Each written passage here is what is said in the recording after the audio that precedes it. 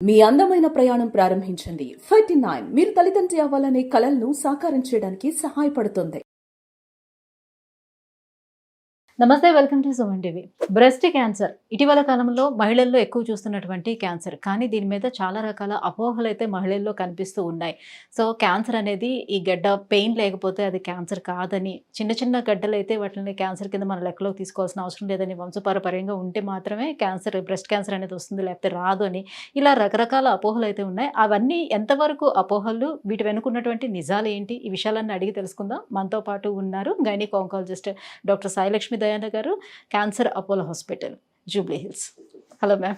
Hello ma'am, breast క్యాన్సర్లో చాలామంది లేడీస్లో ఉన్నటువంటి కొన్ని అపోహల్ని ఇవాళ క్లారిఫై చేసుకోవాలనుకుంటున్నాం. సో బ్రెస్ట్ క్యాన్సర్ అనేది మహిళల్లో ఏ రకంగా డెవలప్ అవుతుంది? యాక్చువల్లీ బ్రెస్ట్ క్యాన్సర్ పాల ట్యూబ్స్లో స్టార్ట్ అవుతుంది. సో ఫస్ట్ థింగ్ విమెన్ అనుకుంటారు, నేను పాలు ఇచ్చేటప్పుడు అప్పుడు కొన్ని రోజులు మానేశాను, ఆర్ కొన్ని రోజులు పాలు సరిగా రాలేదు, ఆర్ మా బాబు సడన్గా పాలు తాగటం మానేశాడు, అండ్ ఇంట్లో ఎవరో సజెస్ట్ చేశారు 4 రోజులు అమ్మమ్మ వాళ్ళ ఇంటికి పంపించు, నువ్వు మానిపించే ఎక్సెట్రా. సో అప్పుడు పాలు మిగిలిపోయి ఇప్పుడు నాకు క్యాన్సర్ వచ్చింది. ఇలాంటి అపోహలు చాలా చూస్తాము. ఇమీడియట్గా వాళ్ళ బ్రెస్ట్ ఫీడింగ్ టైంకి వెళ్ళిపోతారు, అక్కడ ఏదో తేడా జరిగింది, అప్పుడు దాని మూలంగా ఇప్పుడు నాకు క్యాన్సర్ వచ్చింది అని. అసలు మనం బ్రెస్ట్ ఫీడ్ చేసామా లేదా, ఎన్ని రోజులు చేసాము, తొందరగా ఆపేసామా, నెమ్మదిగా ఆపేసామా, వీటితో సంబంధం లేదు అండి. ఓకే. బ్రెస్ట్ క్యాన్సర్ అనేది పాల ట్యూబ్స్లో స్టార్ట్ అవుతుంది.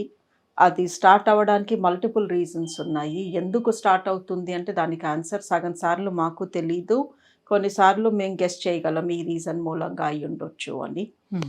అండ్ సో పాల ట్యూబ్స్లో స్టార్ట్ అయిన బ్రెస్ట్ క్యాన్సర్ కొన్ని నెలలలో సైజ్ పెరుగుతూ పెరుగుతూ పెరుగుతూ ఒక ట్యూమర్ కింద మారుతుంది.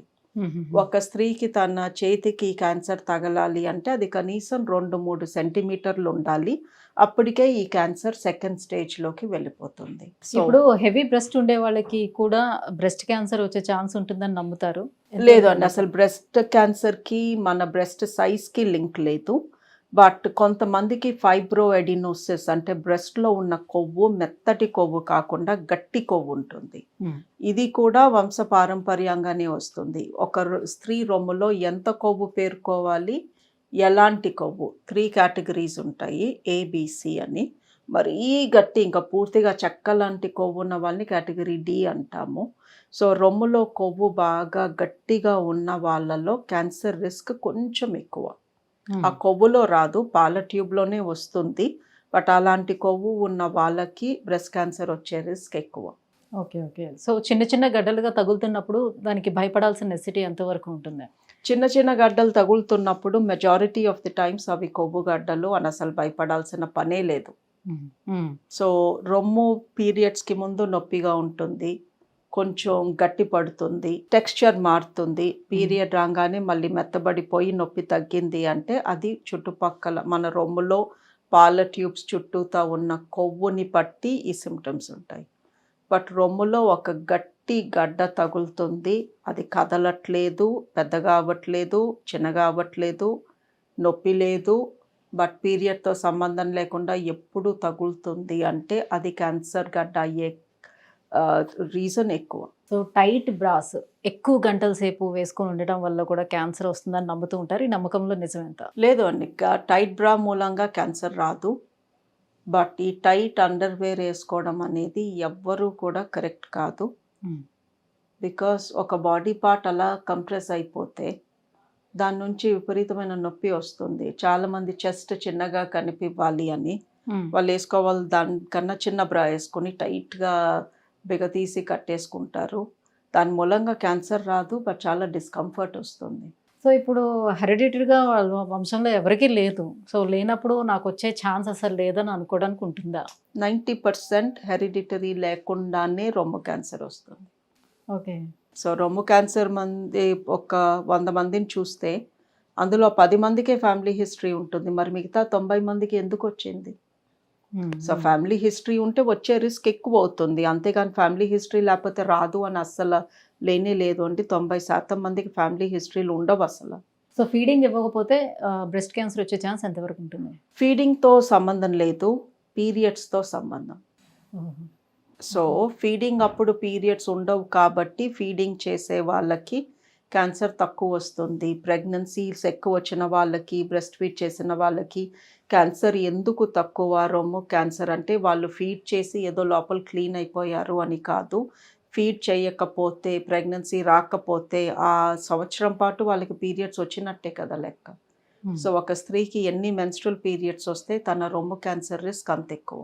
సో బ్రెస్ట్ క్యాన్సర్ రావటానికి ఎక్కువగా చేస్తున్నటువంటి అంటే తెలియకుండా చేస్తున్నటువంటి మిస్టేక్స్ ఏంటి? ఒబిసిటీ.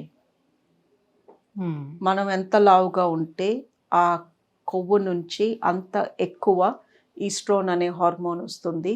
మనలో ఎంత ఈస్ట్రోన్ ఉంటే మన బ్రెస్ట్ క్యాన్సర్ రిస్క్ అంత ఎక్కువ. సో ఎంగేజ్లో వాళ్ళకి బ్రెస్ట్ క్యాన్సర్ వచ్చే ఛాన్స్ చాలా తక్కువ అనే నమ్మకం ఉంది. ఎంతవరకు కరెక్ట్? కరెక్ట్ కాదు. బికాజ్ ఇప్పుడు మా దగ్గరకు వచ్చే బ్రెస్ట్ క్యాన్సర్ పేషెంట్స్లో సగం మంది 50 లోపే ఉంటున్నారు. ఒక 25% 35 లోపు ఉంటున్నారు. ఓకే. సో సో యంగ్ పీపుల్లో చాలా మందికి క్యాన్సర్ చూస్తున్నాము. మరి ఎందుకు వీళ్ళలో ఎక్కువ వస్తుంది అంటే కారణం మాకు కూడా అర్థం కావట్లేదు. బట్ చేంజ్ అవుతున్న మన లైఫ్ స్టైల్ అయి ఉండొచ్చు అండ్ అన్హెల్తీ ఎన్వైర్న్మెంట్. ఎవ్రీథింగ్, మన గాలి, నీరు, ఫుడ్, మన లైఫ్ స్టైల్, మన స్ట్రెస్, మన lack of sleep, everything is contributing. So మెన్స్లో అసలు బ్రెస్ట్ క్యాన్సర్ అనేది రావడానికి అసలు అవకాశం లేదు. మెన్కి కూడా బ్రెస్ట్ ఉంటుంది, ఒక చిన్న బ్రెస్ట్ ఉంటుంది, ఆబ్వియస్లీ మనందరికీ తెలుసు. సో మెన్కి బ్రెస్ట్ క్యాన్సర్ వచ్చే రిస్క్ తక్కువ, బట్ 0% కాదు. బట్ మెన్కి కానీ పొరపాటున ఎక్కడో చాలా కొంతమందికి రొమ్ము క్యాన్సర్ వస్తుంది. బట్ మెన్కి కానీ రొమ్ము క్యాన్సర్ వస్తే అది పరమ డేంజర్ టైప్ క్యాన్సర్ అని. Okay. It's very very aggressive. చాలా తొందరగా వేరే బాడీ పార్ట్స్కి వెళ్ళిపోతుంది. చాలా ఇప్పుడు ఉమెన్ లోని చేసే ఈ ట్రీట్మెంటే మెన్ లో కూడా చేయటానికి అది సాధ్యం కాదా? మనకి చాలా తొందరగా జరుగుతుంది కదా. చాలా తక్కువ మందికి వస్తుంది. వచ్చిన వాళ్ళు మా దగ్గరికి వచ్చే పాటికి అది మల్టిపుల్ బాడీ పార్ట్స్కి వెళ్ళే ఉంటుంది. సో యూజువలీ వాళ్ళకి కీమోథెరపీ ఇస్తాము. బట్ ఎందుకు లేట్ అవుతుంది అంటే ఒక మ్యాన్కి రొమ్ము దగ్గర, నిప్పుల దగ్గర ఏదన్నా గడ్డ, మంట, నొప్పి ఆర్ కొంచెం స్వెల్లింగ్ లాగా వచ్చింది అనుకోండి, ఏ దోమ కుట్టిందో ఈ కుట్టిందో అనుకుంటారు, కానీ ఇది క్యాన్సర్ అన్న థాట్ వాళ్ళకి రాదు. బికాజ్ నాకెందుకు రొమ్ము క్యాన్సర్ వస్తుంది అన్న కాన్ఫిడెన్స్తో వాళ్ళు ఏదో ఇన్ఫెక్షన్ అనో, ఏదో ఆయింట్మెంట్ రాసుకోవడమో, ఏదో తగిలింది అనుకోవడమో చేస్తారు. చాలా లేట్గా మా దగ్గరకు వస్తారు. సో మెన్కి కానీ నిప్పుల దగ్గర కానీ రొమ్ము ఏరియాలో కానీ ఏదన్నా తేడా కనిపిస్తే తొందరగా రావాలి యాక్చువల్లీ. రైట్. స్త్రీలలో కూడా చెస్ట్కి ఏదైనా తగిలేటప్పుడు ఆ బ్రెస్ట్కి అది గాయమైనప్పుడు ఇది క్యాన్సర్గా మారుతుందనే నమ్మకం కూడా ఉంటుంది. ఎంతవరకు కరెక్ట్ అది? కరెక్ట్ కాదండి. అసలు నొప్పి గాయం తగలటానికి గాయం క్యాన్సర్ అవ్వడానికి లింక్ లేదు. గాయం ఎక్కడ తగులుతుంది? చుట్టూ ఉన్న కొవ్వులో తగులుతుంది, లేదా పాల ట్యూబ్స్లో తగులుతుంది. బట్ గాయం క్యాన్సర్ అవ్వదు. మ్యామ్, ఇప్పుడు బ్రెస్ట్ క్యాన్సర్ వచ్చింది, ఒక బ్రెస్ట్కి వచ్చిందని అంటే బ్రెస్ట్ని పూర్తిగా తొలగించేస్తే ఆ క్యాన్సర్ ఇంకా నెక్స్ట్ సెకండ్ సైడ్ ఉన్నటువంటి బ్రెస్ట్కి ఇంకా అసలు రాదు. సో ఎక్కడ కూడా పాకడానికి ఛాన్స్ ఉండదు, పూర్తిగా నయం అయిపోయిందని అనుకోవచ్చా? లేదు అండి. రొమ్ములో కుడి రొమ్ముకి వచ్చింది, ఎడమ రొమ్ముకి ఎప్పుడైనా ఫ్యూచర్లో రావచ్చు. బట్ యూజువలీ ఎవరికి కూడా 2 రొమ్ముల్లో క్యాన్సర్ రాదు. ఒకే టైం కాదు, డిఫరెంట్. ఇప్పుడు 2020లో కుడి రొమ్ము, 2025లో ఎడమ రొమ్ముకి అట్లా రాదు. అలా వచ్చింది అంటే అది వంశపారంపర్యంగా వచ్చిన రొమ్ము క్యాన్సర్. సో ఒకవైపు రొమ్ము పూర్తిగా తొలగించిన, సగం తొలగించిన పక్క రొమ్ము సేఫ్ కాదు. పక్క రొమ్ముకి ఎప్పుడైనా మళ్ళీ క్యాన్సర్ రావచ్చు, ఎస్పెషలీ ఫ్యామిలీ హిస్టరీ ఉంటే. సో ఒక రొమ్ములో క్యాన్సర్ తీసి రొమ్ము మిగిల్చామనుకోండి, బ్రెస్ట్ కన్సర్వింగ్ సర్జరీ అంటాము. ఆ రొమ్ములో మళ్ళీ అదే రొమ్ములో ఎప్పుడైనా మళ్ళీ క్యాన్సర్ రావచ్చు, ఛాన్సెస్ ఎక్కువ. సో ఎవరికైనా రొమ్ము తొలగించలేదు, క్యాన్సరే తొలగించాము అంటే ఆ మిగిల్చిన రొమ్ముకి ఖచ్చితంగా రేడియేషన్ థెరపీ ఇస్తాము. ఎక్స్రేస్ పంపించి ఆ మిగతా కొవ్వు, పాల ట్యూబ్స్ ఏవైతే మిగిలాయో వాటిల్లో క్యాన్సర్ రాకుండా రేడియేషన్ ఇవ్వాలి. పూర్తిగా రొమ్ము తొలగిస్తే మట్టుకు ఇంకా అటువైపు ఆ వైపు రొమ్ములో ఇంకెప్పటికీ క్యాన్సర్ రాదు. క్యాన్సర్ నిర్ధారణ పరీక్ష అయినటువంటి బయాప్సీ చేయించుకోమంటే అందరూ భయపడుతూ ఉంటారు. సో ఇది స్ప్రెడ్ అయిపోతుందనే భయం ఉంటుంది, ఎంతవరకు వాస్తవం? క్యాన్సర్ ఉన్న చోట బయాప్సీ తీస్తే అది స్ప్రెడ్ అవుతుందా లేదా, చేపించుకోవాలా లేదా అనేది ఈ క్యాన్సర్ ఎక్కడుంది ని బట్టి, బయట పార్ట్స్ ఆఫ్ ద బాడీ, ఇప్పుడు చెంప పైన క్యాన్సర్, రొమ్ము పైన క్యాన్సర్, చేతి పైన క్యాన్సర్, వీటికి బయాప్సీ తీస్తే ఆ తీసిన చోట నుంచి వచ్చే రక్తం బయటికి వెళ్ళిపోతుందా, మన బాడీ లోపలికి వెళ్తుందా.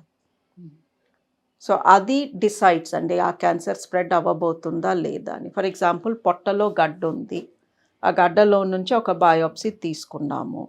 సో ఆ గడ్డలోకి ఒక హోల్ పెడితేనే కదా సూదెళ్ళి బయోప్సీ తీసింది. ఆ హోల్లో నుంచి లీకేజ్ జరుగుతుంది. ఆ లీకేజ్ నా పొట్టలోనే జరిగింది అనుకోండి, ఆబ్వియస్లీ గడ్డ స్ప్రెడ్ అయింది నా పొట్టలోకి. సో అలాంటి సిట్యువేషన్స్లో బయోప్సీ తీసుకోము. బట్ రొమ్ములో నుంచి తీసుకున్న బయోప్సీ ఆ సూది బయట నుంచి లోపలికి వెళ్ళాక ఆ లిక్విడ్ మళ్ళీ బయటికే వచ్చేస్తుంది. ఎక్కడ స్ప్రెడ్ అవ్వడం ఉండదు. సో స్ప్రెడ్ అవ్వటానికి ఉండదు. సో రొమ్ములో తీసిన బయోప్సీ ఆ బ్లీడింగ్ లోపలికి వెళ్ళిపోయి ఇంకెక్కడికో వెళ్ళిపోయి స్ప్రెడ్ అవ్వదు, అదంతా మళ్ళీ బయటికి వచ్చేస్తుంది. అలాగే గర్భసంచిలో నుంచి తీసిన బయోప్సీ మళ్ళీ బ్లీడింగ్ బయటికే వచ్చేస్తుంది. సో అది స్ప్రెడ్ కాదు. సో మీరు బయోప్సీ మూలంగా నా క్యాన్సర్ స్ప్రెడ్ అవుతుందా అవ్వదా అని మీరు ఆలోచించే ముందు ఒకసారి మీ డాక్టర్ని అడగండి. ఈ బయోప్సీ రొమ్ము బయోప్సీ ఇది స్ప్రెడ్ కాదు, రొమ్ము బయోప్సీ లేకుండా ఆ క్యాన్సర్కి ఫస్ట్ కీమో ఇవ్వాలో తెలీదు, సర్జరీ చేయాలో తెలీదు. సో బయోప్సీ తీపించుకోకుండా ఏ డాక్టర్ అన్నా ఒప్పుకున్నారనుకోండి ట్రీట్మెంట్కి, అసలు అలాంటి డాక్టర్ జోలికి వెళ్ళొద్దు. బికాస్ బ్రెస్ట్ క్యాన్సర్లో టైప్ ఏ అని ఉంటుంది, టైప్ బి అని ఉంటుంది. ఒకదానికి ముందు సర్జరీ చేయాలి, ఇంకో దానికి ముందు కీమో ఇవ్వాలి. ఆపోజిట్ చేస్తే పేషెంట్కి నష్టం. మరి అది టైప్ ఏనా బీనా బయోప్సీలో కనుక్కోకుండా ఎలా ట్రీట్మెంట్ ప్లాన్ చేశారు? సో బ్రెస్ట్ క్యాన్సర్ బయోప్సీతో బ్రెస్ట్ క్యాన్సర్ స్ప్రెడ్ కాదు, బయోప్సీ చేయకుండా ట్రీట్మెంట్ సరిగా జరగదు. అండ్ బ్రెస్ట్ క్యాన్సర్ ఉన్న వాళ్ళు ఖచ్చితంగా బయోప్సీలో అది ఏ టైప్ క్యాన్సర్ కనుక్కునే ట్రీట్మెంట్కి వెళ్ళాలి. సో వంశపారపర్యంగా ఉండేటప్పుడు ముందుగానే బ్రెస్ట్ని తొలగించేసుకుంటే ఇంక ప్రమాదం తప్పినట్టేనా? 99.9% తప్పినట్టే. బట్ ఎవరైనా తెలివిగా మా వంశంలో ఇది నడుస్తుంది, రిస్క్ చాలా ఎక్కువ, నేను రొమ్ము తొలగించేసుకుంటాను అంటే అది తొలగించటంతో పాటు వాళ్ళకి క్యాన్సర్ రాలేదు ఇంకా, సో వాళ్ళకి ఇంప్లాంట్స్ పెడతాము. సో ఎవ్వరికీ తెలియదు వాళ్ళకి రొమ్ము తీసేసి ఇది ఇంప్లాంట్ రొమ్ము అని, లేదా రీకన్స్ట్రక్ట్ చేస్తాము, ఒక మంచి నిప్పుల్ కూడా క్రియేట్ చేస్తాము. సో ఎవ్వరికి తెలియదండి అసలు వాళ్ళ రొమ్ము ఒరిజినల్ రొమ్ము కాదని. Thank you ma'am, thank you so much. So breast cancer పై ఉన్నటువంటి ఈ మిత్స్ అండ్ ఫ్యాక్ట్స్ మీద ఫుల్ క్లారిటీ అందించినందుకు thank you so much. Thank you.